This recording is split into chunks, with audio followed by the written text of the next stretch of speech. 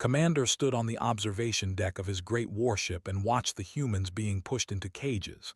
His ship was called the Eternal Subjugation, and it was the largest vessel in the fleet. From where he stood, he could see everything below. The holding area, the guards, the crying, screaming creatures from that strange little planet called Earth. They had known about Earth for a very long time. They called it 7 Gamma in their records. It was a planet so dangerous, so full of poison and predators and extreme weather that no smart species would ever try to live there. The gravity was crushing. The sun burned skin. The water was filled with salt. The land shook and split open. Fire fell from the sky during storms. And yet somehow life had evolved there. Soft, weak, emotional life. Clicked his mandibles together. This was how his species laughed. He had 4 eyes, each one black and shiny like polished stone. His body was tall and thin, covered in hard plates that protected him like armor. He had 4 arms, each one ending in sharp claws. He was a predator from a peaceful world, and he had never known fear in his entire life. Below him, a human female was being separated from her children. She screamed and reached for them as the guards dragged her away. The children cried out for their mother. One of them, a small boy, tried to bite a guard. The guard hit him with the back of his weapon, and the boy fell to the ground. Laughed again. The sound echoed across the observation deck. "Note for the record," he said to his adjutant, a smaller who stood behind him with a recording device.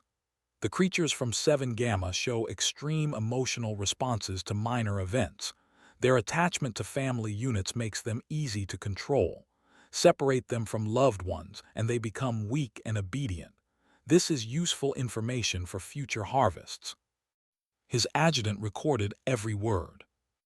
The Dominion had been collecting species from across the galaxy for 10,000 years. Some were used for labor. Some were used for entertainment.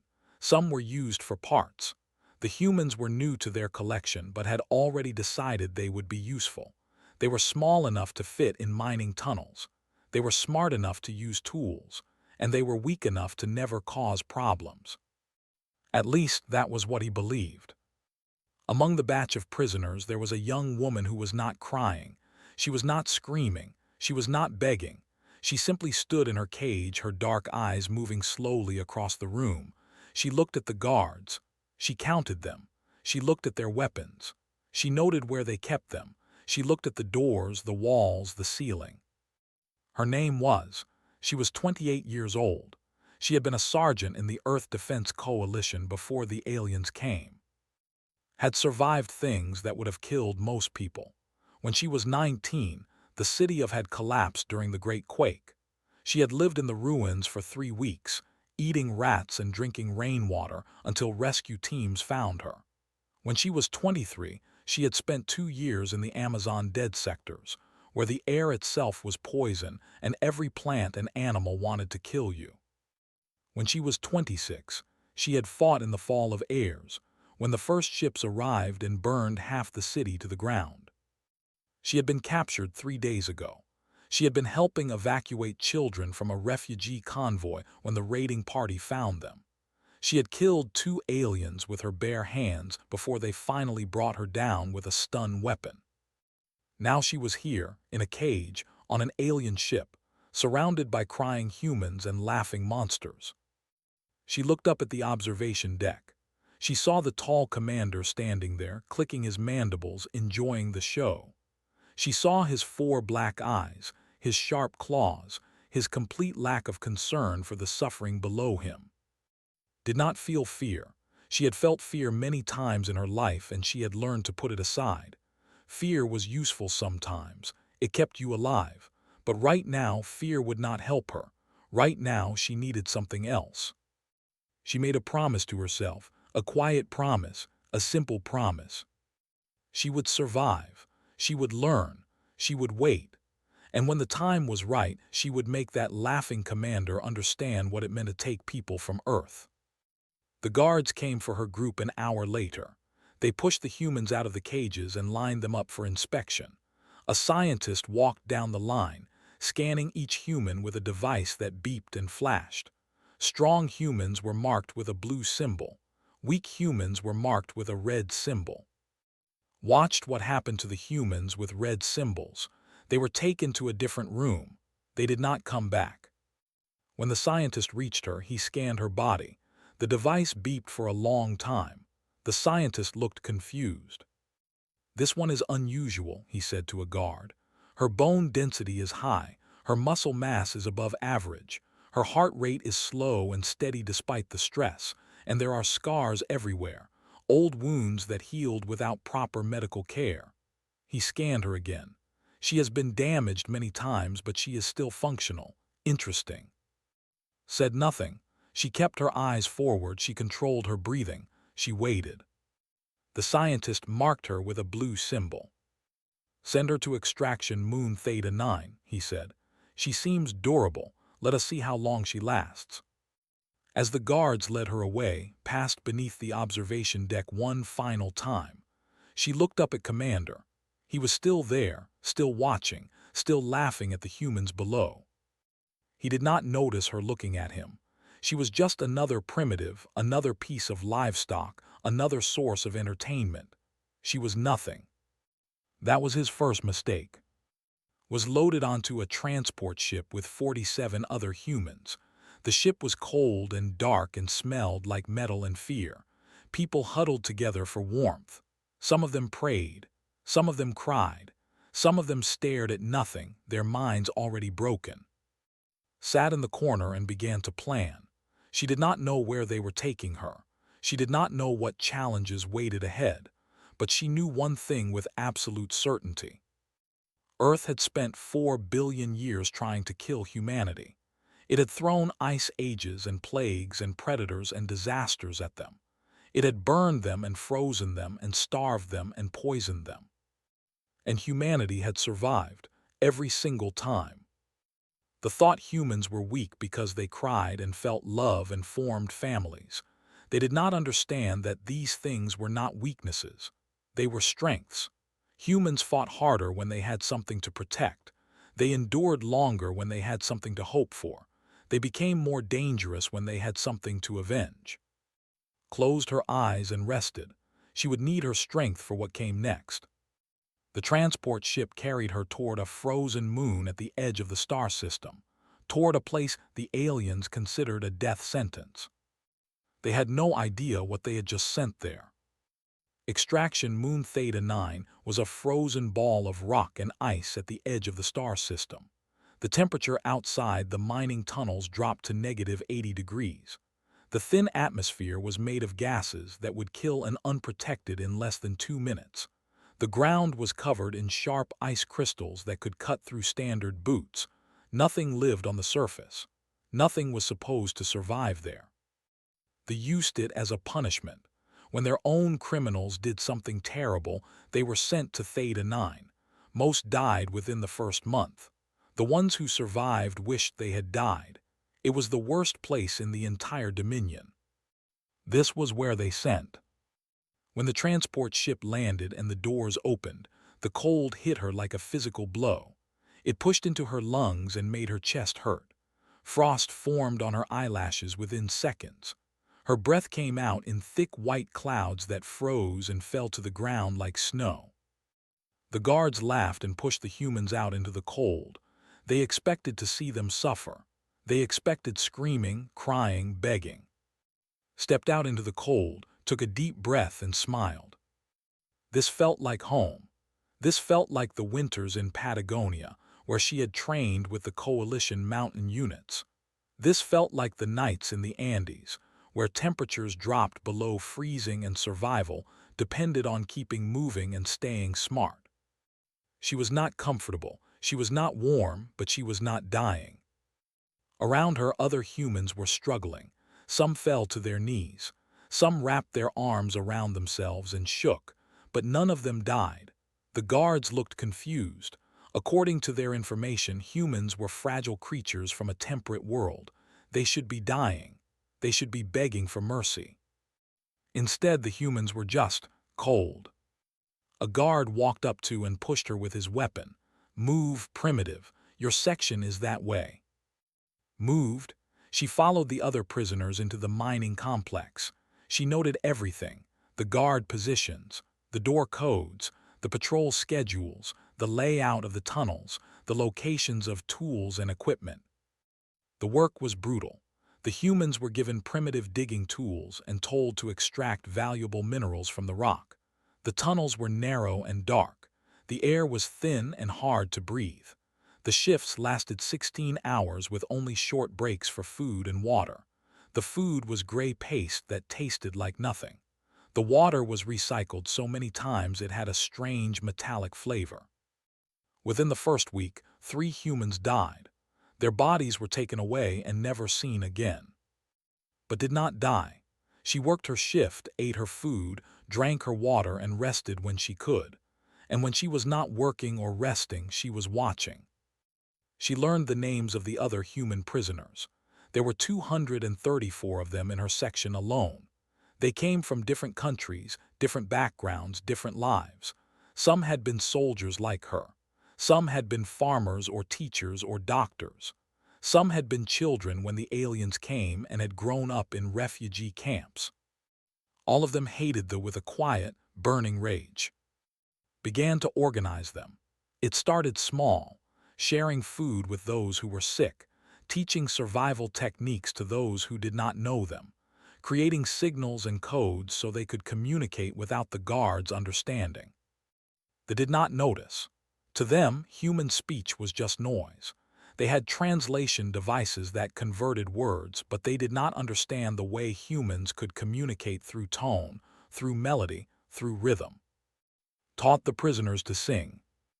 The songs sounded simple.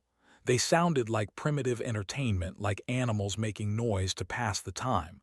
The guards ignored them, but hidden in the rhythms and the melodies were messages, troop movements, supply schedules, weaknesses in the security system, plans. Weeks passed, then months. The guards began to notice something strange. The humans were not dying. In fact, they seemed to be getting stronger. Their work output was increasing. Their health was improving. They had somehow adapted to the frozen hell of Theta 9. "They are thriving," one guard reported to the Central Command Station. "They are adapting." The report reached Commander on his flagship. He was dining with other high-ranking officers when his adjutant brought him the news. He read the report and laughed so hard he nearly choked on his food. "Thriving," he said. "In Theta 9, that is not possible. The place is a death sentence." "The report is confirmed, Commander. The human prisoners are not only surviving, they are organizing. They have formed work groups. They are sharing resources. They are even singing together." "Singing?" laughed again.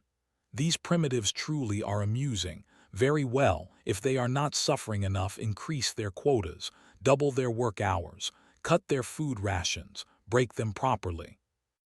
The orders were sent. The quotas doubled, the hours increased, the food was reduced. Received the news from a sympathetic guard. There were a few of them, aliens who did not enjoy cruelty, who simply did their jobs and tried not to think about what they were doing. This one, a young female named, sometimes gave extra water when no one was watching. "They want to break you," said quietly. "The commander is angry that you are surviving." Nodded. "Thank you for telling me." "Why do you thank me? I am your enemy." "You are kind to me. That makes you not my enemy. That makes you a person." Looked at her with all 4 eyes. There was something in her expression that could not quite read. Confusion, perhaps, or the beginning of doubt. The new orders went into effect. The work became harder. The hours became longer. The food became scarcer. But had prepared for this. Over the past months she had been hiding things: tools, food, water, pieces of equipment that would not be missed. She had mapped the entire mining complex. She had found the weak points in the structure, the places where the walls were thin, the tunnels the guards did not patrol. She had also discovered something important about they needed 8 hours of sleep every night. Their bodies could not function without it. They became slow and confused when they were tired. Their reflexes suffered. Their judgment failed. Humans, especially trained soldiers, could function on much less, could operate effectively on 4 hours of sleep. In emergency situations, she could go for days with only brief naps. While the guards rested, she worked. She moved through the tunnels in the dark. She connected with prisoners in other sections. She built a network that stretched across the entire moon. They had no idea. One night, while most of the guards slept, gathered 20 of her most trusted people in an abandoned tunnel deep beneath the surface. They sat in a circle, their faces lit by the dim glow of stolen lights. "It is time," said. "We have been gathering, we have been learning, we have been preparing, now we must act." "How?" asked a man named, a former engineer from Germany. "We have no weapons, we have no ships, we are prisoners on a frozen rock in the middle of nowhere." Smiled. It was not a nice smile. It was the smile of a predator who had finally spotted her prey. "We are humans," she said. "Our ancestors killed mammoths with sharpened sticks. They sailed across oceans in wooden boats. They climbed mountains that should have killed them. They walked on the moon with technology that fits in your pocket today." She looked around the circle, meeting each person's eyes. "We do not need weapons. We are weapons. We do not need ships. We will take theirs. We do not need permission. We will take our freedom with our own hands." The people in the circle nodded. Some of them had tears in their eyes. Some of them were smiling the same predator smile. "Tomorrow night," said, "we begin. Spread the word. When you hear the signal, move, and do not stop until every single one of us is free." The meeting ended. The prisoners returned to their sections. They pretended to sleep. They pretended to be broken. But inside they were ready. Earth had tried to kill humanity for 4 billion years and failed. They had tried to break them for 6 months. They were about to learn that humans did not break. They adapted, they waited, and then they fought back. The signal was a song. It started in Section 7, where worked. A simple melody that the guards had heard 100 times before. But this time there was a slight change in the rhythm, a pause in the wrong place, a note held too long. The prisoners in Section 7 heard it and understood. They passed it on. The song spread from section to section, tunnel to tunnel, carried by human voices through the darkness of the mining complex. By the time the song reached the last section, every human prisoner on Theta 9 knew what was about to happen. The guards noticed nothing. To them, it was just noise, just primitives making sound to pass the time. They did not understand music. They did not understand how humans could turn sound into meaning. This was their mistake. At exactly 3 hours after midnight, when most of the guards were in their deepest sleep, the uprising began. In Section 7, moved first. She had been watching her target for weeks, a guard named who always patrolled alone because he thought humans were too weak to be dangerous. He walked past her cell every night at the same time, his weapon hanging loosely at his side. Tonight when he walked past, his arm shot through the bars of her cell. They were fast, but was faster. She grabbed his weapon before he could react. She pulled him against the bars with strength that surprised him. Before he could make a sound, she had twisted his head at an angle that his species could not survive. He fell without a noise. Took his weapon and his key card. She opened her cell. She moved to the next cell and freed, then the next and the next. Within 5 minutes, 30 humans were free and moving through the tunnels.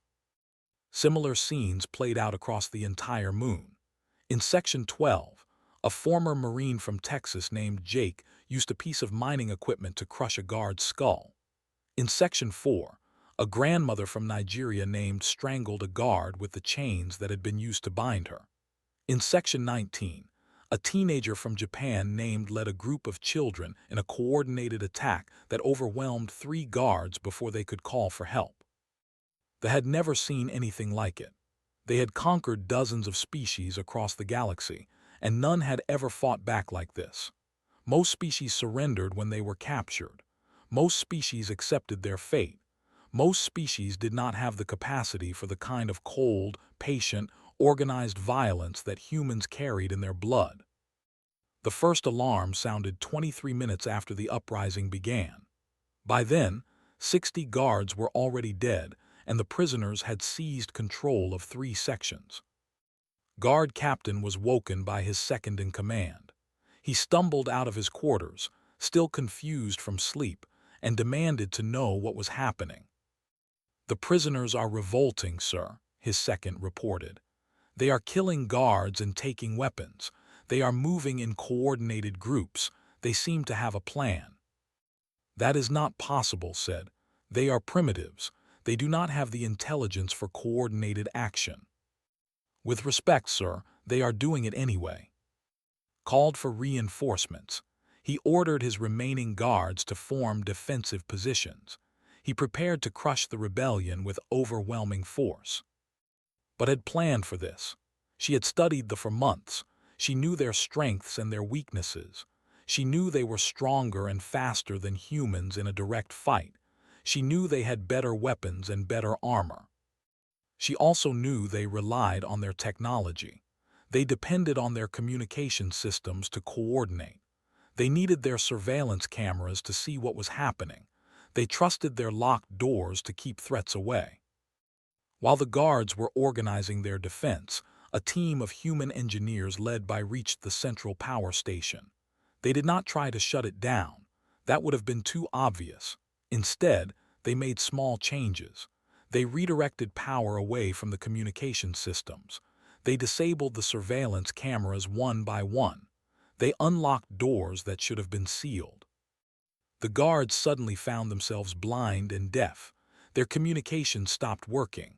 Their screens went dark. Their locked doors opened on their own. And then the humans came. They came through the ventilation shafts. They came through the maintenance tunnels. They came through doors that should have been closed. They came from everywhere with weapons taken from dead guards, with tools from the mines, with anything they could use to kill. Guard captain died in his command center. He was surrounded by 6 elite soldiers, all of them armed with the best weapons the Dominion could provide. The humans killed them in less than a minute. A pickaxe to the head, a mining drill through the chest, bare hands around a throat, squeezing until the life left. The last thing saw was a young human woman standing over him. She had dark hair and dark eyes, and a face that showed no emotion at all. She looked at him the way a farmer might look at a pest that had been eating his crops. "You should have let us die," she said. "It would have been easier for you." Then she brought her weapon down and saw nothing at all. The battle for Theta 9 lasted 4 hours. When it was over, every on the moon was either dead or captured. The humans had lost 62 of their own, people who had given their lives for freedom. Their names were remembered. Their sacrifice was honored. But there was no time to mourn. Stood in the control center, surrounded by her people, and looked at the screens. The screens were working now. The humans had fixed them. They showed everything. The mining complex, the landing pads, the ships. The ships. There were 12 transport vessels on Theta 9. 6 of them were in good condition, ready to fly. The others were being repaired or refueled. "Can we fly them?" asked. A young woman named, a former pilot from China, nodded. "I have been studying their controls for months. I made friends with a mechanic who liked to talk. The basic systems are similar to our own aircraft. Give me an hour and I can fly anything they have." "Good, start preparing the ships. We are leaving." "Where will we go?" asked. "We are in the middle of enemy territory. Every ship in the sector will be looking for us." Smiled. It was the same predator smile she had shown before. "We are not running. We are not hiding. We are going to find the other prison colonies. We are going to free every human the Dominion has taken. And then—" She turned to look at the stars through the control center window. Somewhere out there, far away, was a flagship called the Eternal Subjugation. And on that flagship was a commander who had laughed at human suffering. "And then we are going to pay Commander a visit." The news reached the Dominion High Command the next morning. A mining moon had gone silent, all communications lost, all guards presumed dead, and the prisoners were gone, along with 6 transport ships. The High Command was confused. This had never happened before. No species had ever escaped from a Dominion prison. No species had ever killed their guards and stolen their ships. It was not supposed to be possible. They sent a message to Commander, informing him of the situation. They expected him to be concerned. They expected him to take action. Instead, he laughed. "Escaped," he said to his adjutant. "A few hundred primitives escaped from a mining moon. This is not a crisis. This is an entertainment. Let them run. Let them hide. When we find them, we will make an example of them that the entire galaxy will remember." His adjutant looked uncertain. "Sir, the reports say they killed over 200 guards. They showed unprecedented coordination. Our intelligence division is concerned." "Your intelligence division is staffed by cowards," said. "These are humans. Soft, emotional, weak creatures from a minor planet. They got lucky. Nothing more. Now leave me. I have more important things to think about." The adjutant left. Commander returned to his meal, confident that the situation was under control. He had no idea that a storm was coming. A storm with dark hair and dark eyes and a promise made in a cage on his own ship. A storm that had spent months learning, planning, waiting. The girl was coming for him. And this time she would not be in a cage. 3 months passed after the uprising on Theta 9. In that time, the galaxy changed in ways that no one had expected. The freed humans did not run, they did not hide, they attacked. They hit 3 more mining colonies in the first month. Each attack was fast, brutal, and efficient. The humans struck at night when the guards were sleeping. They disabled communications first, then power, then security. By the time reinforcements arrived, the humans were gone, along with every prisoner who could walk. The Dominion sent hunting parties. The humans destroyed them. They set traps in asteroid fields. They ambushed patrol ships in nebula clouds. They fought in ways that they had never seen before, using tactics that seemed insane but worked perfectly. By the end of the second month, there were over 2,000 freed humans scattered across the sector. They had captured or destroyed 27 Dominion vessels. They had killed more soldiers than any enemy force in the past 100 years. And they were just getting started. Commander was no longer laughing. He stood in his war room, surrounded by holographic displays showing the locations of human attacks. Red dots covered the map. Each dot was a failure. Each dot was an embarrassment.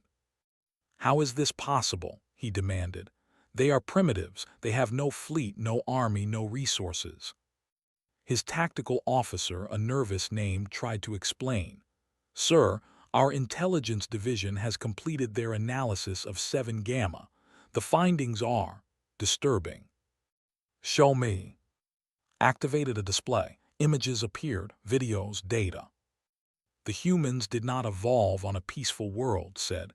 "Their planet is one of the most dangerous in the known galaxy. Their gravity is crushing. Their weather is violent. Their wildlife is aggressive. Even their plants can be poisonous." "I know all this," said impatiently. "What is your point?" "The point, sir, is that humans evolved as persistence hunters. They are not the fastest or strongest creatures on their world, but they can run for days without stopping. They track prey across hundreds of kilometers. They simply follow until the target collapses from exhaustion." Showed a video of humans running. It looked almost casual, but the video went on for hours. The humans never stopped. They also have an unusual relationship with other species. They domesticated wolves, some of the most dangerous predators on their planet. They formed partnerships with these animals and used them to hunt even more effectively. Another video. Humans working with dogs, coordinating attacks, communicating through whistles and hand signals. "But the most concerning finding," continued, is their capacity for what they call war. They fight each other constantly. They have spent their entire history developing new ways to kill. They have a combat sport where two humans enter a confined space and attempt to make each other unconscious. They do this for entertainment. His mandibles went still. The room was silent. "We made a mistake," said quietly. "We thought they were prey. They are not prey. They are predators. We just made them very, very angry." Far away, on a stolen transport ship hidden in the shadow of a dead moon, was preparing for the final phase of her plan. The ship was crowded. Over 100 freed humans lived on board, sleeping in shifts, working constantly to keep the vessel running. They had taken 3 other ships during their raids, but this one was the fastest, the most advanced, the best suited for what had in mind. She stood alone in the cargo bay, looking at a holographic map of the flagship. She had been studying it for weeks, memorizing every corridor, every access point, every weakness. She knew where Commander slept. She knew where his guards were stationed. She knew exactly how she was going to get to him. Found her there late at night. He looked tired. Everyone looked tired these days. "You are going alone," he said. It was not a question. "Yes. That is suicide." "Maybe." Did not look away from the map. "But if I succeed, it ends. The Dominion has never lost a commander in combat.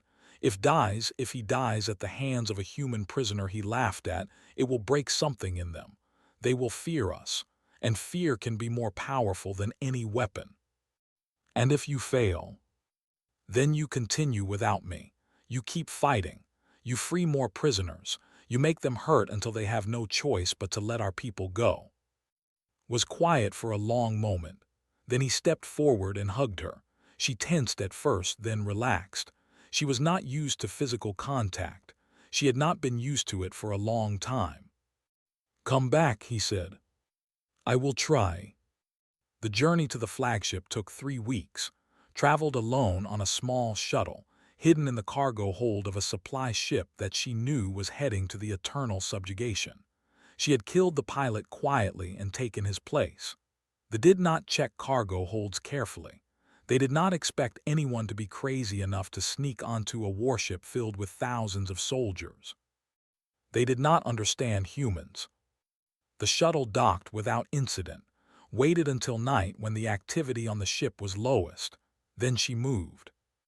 She had no weapons except a knife she had made from a piece of metal. She had no armor except her own skin. She had nothing but her training, her intelligence, and her burning desire to see Commander suffer. The first guard she killed was standing outside a maintenance corridor. He never saw her coming. She moved through the shadows like smoke, grabbed his head, and twisted. He fell silently. She took his weapon and his key card. The second guard was patrolling alone. She waited behind a corner, timing his steps. When he passed, she drove the knife into the soft spot where his head connected to his body. He died without making a sound. The third, fourth, and fifth guards were together in a checkpoint. Could not take them silently. She had to be fast instead. She stepped around the corner, raised the stolen weapon, and fired 3 times. 3 shots, 3 kills. The bodies hit the floor before they could raise an alarm. But someone heard. An alarm began to sound. Red lights flashed. The ship came alive with activity. Started to run. She had memorized the route. Left at the first junction. Straight through the crew quarters. Right at the medical bay. Up 2 levels through the maintenance shaft. Straight to the commander's section. Guards tried to stop her. She killed them, one after another. 7, 8, 9. She took wounds, burns from energy weapons that scorched her skin, cuts from claws that reached for her in the chaos. She did not stop. She could not stop. The human body could endure incredible damage and keep functioning. This was another thing they had not understood. On Earth, there were stories of soldiers who kept fighting with dozens of wounds. There were stories of mothers who lifted vehicles to save their children. There were stories of humans who survived things that should have killed them 100 times over. Was badly hurt, Blood ran down her arm from a wound on her shoulder. Her side burned where an energy blast had caught her. One of her eyes was swelling shut from a blow she barely remembered. But she kept moving. She reached the commander's section. The door was sealed, locked with the highest security the ship had. Beyond it were 6 elite guards and one coward who had spent his life hurting people weaker than himself. Looked at the door, then she looked up. The ventilation shaft. She climbed. Commander was in his private quarters, surrounded by his elite guard. He had been informed that an intruder was on the ship. He was not particularly concerned. His guards were the best in the fleet. His quarters were a fortress. He was dictating a message to the high command, explaining how he would personally oversee the destruction of the human rebellion, when the ventilation cover above him exploded outward, dropped into the room like a falling star. The elite guards were good. They were trained in 17 forms of combat. They had reflexes that most species could not match. They moved to intercept her immediately. It did not matter. Fought like nothing they had ever seen. She was not graceful, she was not elegant, she was efficient. Every move had a purpose. Every strike was designed to kill or disable. She used their own weapons against them. She used their own bodies as shields. The fight lasted 43 seconds. 4 guards died. 2 more fell with injuries so severe they would never walk again. And Commander stood alone, his weapon raised, his 4 eyes wide with something he had never felt before. Fear. He fired. The shot hit in the shoulder, the same shoulder that was already wounded. She staggered but did not fall. She kept coming. He fired again. The shot went wide as she knocked his arm aside. Then she had him. She broke both of his primary arms with 2 quick, brutal movements. The sounds were loud and wet. He screamed. She did not care. She forced him to his knees. She stood over him, covered in blood, most of it not her own. She looked down at him with eyes that held no mercy. Please, begged. His translator struggled to convey the depth of his terror. Please, I will give you anything, freedom, ships, territory, name your price. You laughed, said. Her voice was quiet and calm. You stood on that observation deck and laughed while children screamed for their parents. Do you remember?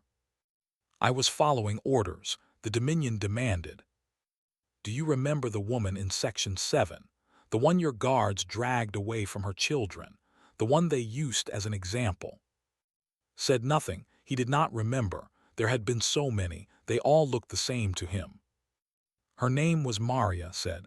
She had 3 children. The youngest was 4 years old. Your guards killed her slowly while they watched. You laughed and said it would teach the others to obey. Leaned closer. Her face was inches from his.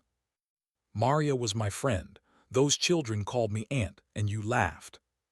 For the first time in his long life, Commander understood what it meant to be prey.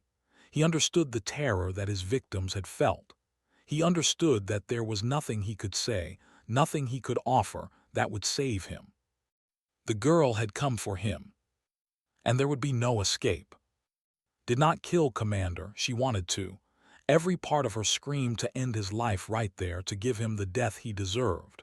But she had learned something important during her months of fighting. Death was easy. Death was quick. Death was an escape. She wanted him to suffer. She bound his broken arms. She put a collar around his neck, the same kind of collar they used on their prisoners. She dragged him through the corridors of his own ship, past the bodies of his guards, past the crew members who cowered in corners, past everything he had built and commanded. By the time she reached the shuttle bay, the ship was in chaos. The crew did not know what to do. Their commander had been captured by a single human. Their security forces had been destroyed. Their communications were jammed by the human fleet that had arrived during the battle. Yes, the fleet had come, and the others had followed signal. They had brought every ship, every freed human, every ally they had gathered in their 3 months of war. Over 40 vessels surrounded the eternal subjugation. Small ships, stolen ships, damaged ships, but enough. Enough to make a point. Dragged onto a shuttle and flew away from the flagship. Behind her, the human fleet held position. They did not attack. They did not need to. The crew was already surrendering. The news spread across the galaxy within hours. Commander, one of the highest-ranking officers in the Dominion, had been captured by a human prisoner. His flagship had been taken without a major battle. His elite guards had been killed by a single woman. The Dominion did not know how to respond. For the first time in 10,000 years, they were afraid. In the weeks that followed, the human rebellion grew. Word of the victory inspired prisoners across the Dominion. Uprisings broke out on a dozen worlds. Humans who had been broken found new strength. Humans who had given up hope started fighting again. They tried to crush the rebellions. They sent armies. They sent fleets. They used every weapon they had. It did not matter. The humans did not fight like other species. They did not form lines and wait for battle. They attacked from shadows. They disappeared into tunnels and caves. They turned every piece of technology into a weapon. They fought with a fury that they could not match. And they did not stop, ever. They began to call them by a new name, not primitives, not livestock, not entertainment. They called them the Unstoppable Ones. 6 months after captured Commander, the Dominion's ruling council finally agreed to negotiations. They had no choice. Their military was failing. Their economy was collapsing. Their own citizens were starting to question whether the war was worth the cost. The peace conference was held on a neutral station at the edge of Dominion space. They sent their High Chancellor, their greatest diplomats, their most experienced negotiators. They brought guards and advisors and translators. The human sent. She walked into the conference room alone. She wore simple clothes, a plain gray uniform that showed the scars on her arms and neck. She carried no weapons. She did not need them. The High Chancellor looked at her with all 4 of his eyes. He had heard the stories. He had seen the recordings. He knew what this small human had done to one of his most powerful commanders. He was very careful not to make any sudden movements. "You want peace," said. It was not a question. "We want an end to hostilities," the Chancellor replied carefully. "We want to find a solution that benefits both our peoples." "Then you will agree to our terms." "We have not yet heard your terms." Leaned forward, the Chancellor flinched. "You will return every human still in captivity. All of them. We have lists. We will check." "That is, many prisoners." "Yes. Next, you will provide the coordinates of every mass grave, every disposal site, every place where human bodies were dumped. Our dead deserve proper burials." The Chancellor's mandibles clicked nervously. "We can provide those records." "Third, you will pay reparations for 200 years. Food, medicine, technology, resources. You will help rebuild what you destroyed. 200 years is a very long time. You enslaved us for shorter. Consider it a discount. Fourth, Commander will stand trial for crimes against humanity in a human court under human law. That is unacceptable. He is a Dominion officer. He must be tried by his own people." Smiled. It was not a friendly smile. "Your people would give him a light punishment and call it justice. Our people will give him what he deserves." She paused. "These terms are not negotiable. You will accept all of them, or we will continue fighting. And I promise you, Chancellor, you do not want to see what happens if we continue fighting." The Chancellor looked around the room. His advisors were pale, their mandibles still. His guards had their weapons ready, but none of them seemed eager to use them. "May I ask," the Chancellor said slowly, "what you believe will happen if we refuse?" The entire room tensed. "You came to our world," she said. You took our people. You laughed at our pain. You thought we were weak because we cry, because we love, because we grieve." She walked to the window and looked out at the stars. Humanity did not survive Earth by being weak. We survived because we are the most stubborn, vengeful, enduring species to ever crawl out of a primordial ocean. We tamed wolves and made them our friends. We rode horses into battle. We split atoms. We walked on our own moon. We did all of this because something tried to stop us and we refused to accept it. She turned back to face the Chancellor. You want to know what happens if you refuse? We keep fighting. We keep growing. We find every human in your territory and we free them. We teach your other slaves how to fight. We turn your empire into a burning ruin that future generations will study as a warning. Her voice was calm, quiet, completely certain. We are very, very good at war, Chancellor.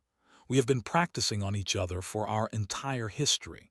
You do not want to find out what we can do when we direct all that experience at a common enemy. The room was silent. The Chancellor looked at his advisors. They would not meet his eyes. He looked at his guards. They were staring at with something close to awe. We accept your terms, he said. The treaty was signed within the hour. Commander was transferred to human custody the following day. His trial took 3 months. He was found guilty on 47 counts of crimes against humanity. He was not executed, had argued against execution during the trial. Some people do not deserve the mercy of a quick death, she had told the tribunal. Some people need to live long enough to understand exactly what they did wrong. Was sentenced to life imprisonment. He was held in a human facility, surrounded by human guards who treated him with professional courtesy. They never hurt him. They never tortured him. They simply made sure he knew, every single day, that he was a prisoner in a cage built by the species he had once laughed at. He begged for execution many times. They always refused. Visited him once, 5 years after the treaty was signed. She stood outside his cell and looked at him. He was older now, smaller somehow, his spirit broken in ways that his body was not. Do you understand yet? She asked. He said nothing. We could have killed you, continued. We could have killed all of you, but we chose not to. That is the difference between your people and mine.